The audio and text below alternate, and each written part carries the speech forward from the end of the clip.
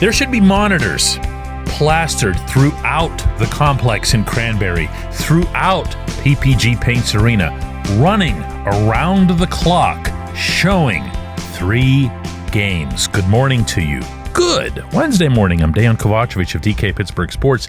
This is Daily Shot of Penguins. It comes your way bright and early every weekday. If you're into football and or baseball, I also offer daily shots of Steelers and Pirates in the same place that you found this. 3 full games. And to remind myself of how these games went, who played well, how they played well, even where they played well, I went back and watched. Now, I didn't watch the full things. You know those 8-minute condensed games that they have online?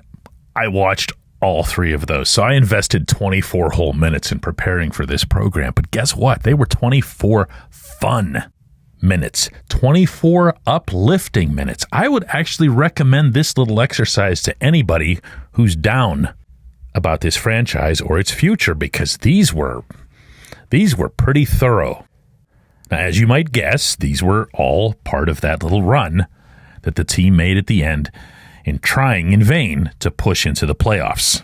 And yeah, they had a couple of wins in there that were real barking dogs, like the one in Columbus, one at home against Detroit. But there were also 3 games that really stood out on several levels, and in my mind could be, arguably should be, used by Mike Sullivan and his coaching staff as templates for the way this team with this roster needs to play this coming season. The first one, and you knew I'd mention this, the home game against Carolina, because not only were the Penguins absolutely dominant on the puck all night long, but also, and maybe more inspirational, they were dominant because of their younger players, their few younger players.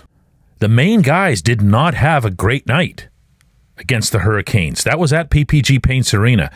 And the place was really kind of, you might remember, until Jonathan Gruden delivered a big hit. Jesse Puljujärvi had a huge goal. Valtteri Puustinen played real well. And it just felt like all their energy came from beneath. That's something that I've been, for how long now? You know, that's needed to happen. Your energy, your fire, your want to, your desire, all that has to come from beneath. Let the big boys do the big boy tasks, but let somebody else wear down the opponent. And the opponent in this case wanted nothing to do with the Penguins throughout this game because of how hard the Penguins supporting cast was playing. Absolutely loved that night. The next week, Penguins went into Madison Square Garden, maybe the one game that everyone should have least expected they'd take. And not only did they take it from the Rangers, they owned it. You hardly saw anything out of New York's big guns. When you did, Alex Nedeljkovic was there. But far more impressive was at the other end, where the Penguins were going hard to the net, making life difficult around New York's blue paint, and just winning the puck all over the Garden ice. The game wasn't even all that interesting. And yeah, I understand, you know, good teams have bad nights, and maybe that happened to the Hurricanes, and maybe that happened to the Rangers, but it really was a little too much for me to be considered a coincidence. And let's remember that between the Hurricanes and the Rangers, we're talking about the 2 teams that were head and shoulders above everybody else in the Metro standings.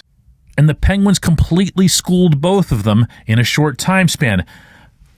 After that, well, actually, I should say after beating the Devils then in Newark, and the Devils had really fallen off by then, so I'm not going to put that in this category. The Penguins went into Washington in what was billed correctly as a head-to-head playoff game, because the Penguins and the Capitals were in the exact same spot when it came to trying to get in.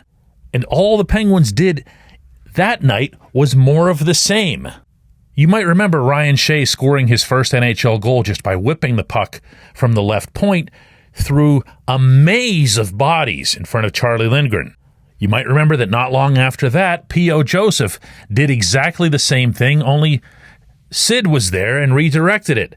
past Lindgren. There was traffic galore. There was guts galore when it came to defending. The Capitals didn't get that much on Nedeljkovic, at least not after the first period. So the scores of these games, by the way, were 4-1 against the Hurricanes, 5-2 against the Rangers, 4-1 against the Capitals. And you'll notice that there was a grand total of 4 goals conceded in those 3 games. This is it, my friends. This is the way. If you want to see this team compete or even contend in the coming season, here it is. Do that, because it works against good teams and it works with the players that you got. And if they didn't get that memo from those 3 games, then maybe they should have gotten the memo from the, other 79, or at least most of the other 79. When we come back, J1Q.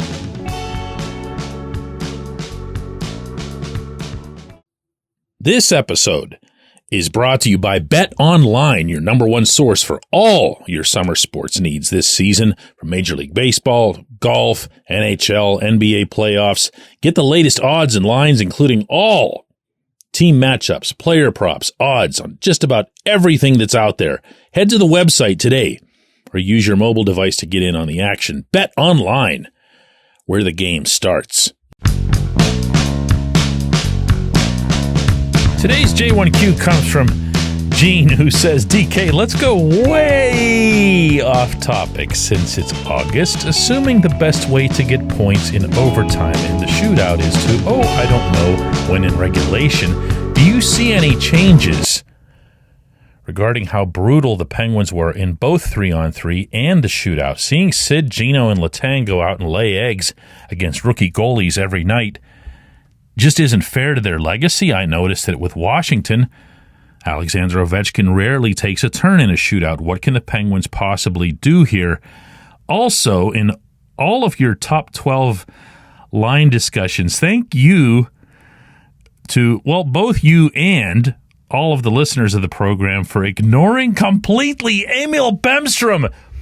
Wow, we did too, Gene, didn't we? I don't know that there's a single person, myself included, who added Bemstrom.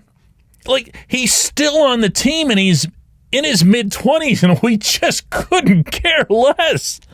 Wow. Like, even when I got into I'll get to your answer in a second here, but you're flooring me here with this. Because even when I got to here's who won't make it in the top 12. And I would mention like Sam Poulin, Valtteri Puustinen, Jonathan Gruden and guys like that. And I still didn't mention Bemstrom. All right, Bemstrom. I guess we're going to have to pretend that you exist once training camp starts.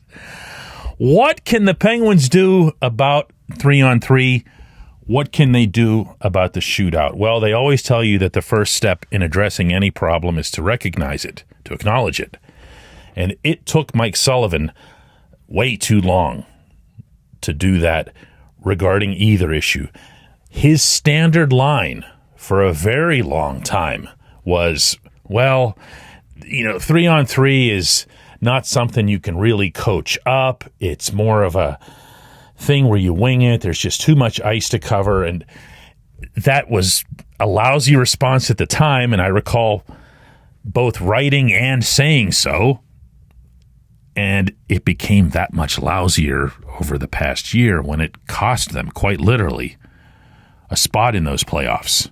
Whether it was 3-on-3 or the shootout, they were terrible at both. And all they needed, obviously, was one more point to get in.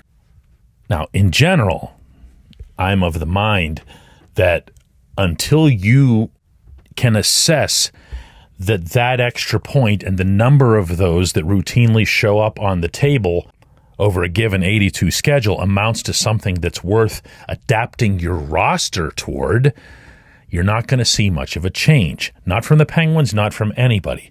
If you'll recall, and those of you who've been around hockey for a while might, when the shootout came in, the Penguins had a mid-round draft pick named Eric Christensen who was just a wizard at this. Like, no one else had really figured it out, or very few others. And Christensen just had all the moves. He was pretty much money in the bank anytime he'd skate down the rink. But even then, the tag was, well, you can't carry a guy whose only skill is the shootout. And sure enough, he didn't last all that long, either with the Penguins or in the game. But I don't know, man. I'd really like to see some data for this, because if you're talking about overtime and the shootout together, accounting for a possible, 15 to 18 points over the course of a season, that's a lot. That's a big, big, big swing on where your team stands in the division or in the conference. So thinking about players like that, or thinking about carrying players like that, I'll agree that they've got to be able to play, but, they're probably not terrible players if they're good at NHL level shootouts. But the other part here, and this is probably where you were heading by mentioning Sid, Gino, and Letang, I'm going to guess here, Gene, is that you can't just be putting the names out there.